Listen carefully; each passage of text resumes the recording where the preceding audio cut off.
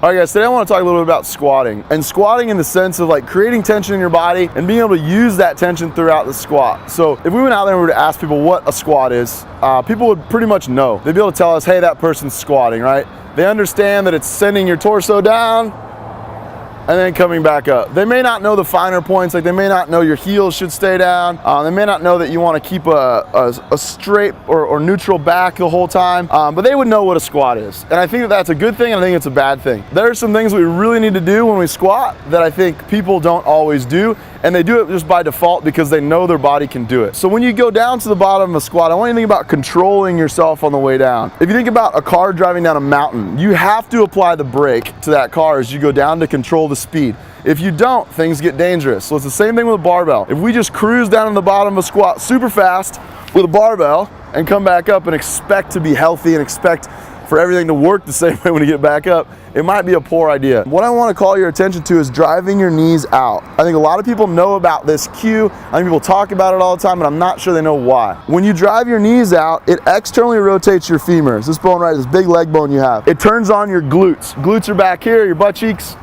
As you do that, your glutes support your hip. When your hip is supported, it allows it to stay wedded or joined or the same piece as your spine. If they're not turned on, they're not really helping much, and the bottom of the squat can sometimes look like this.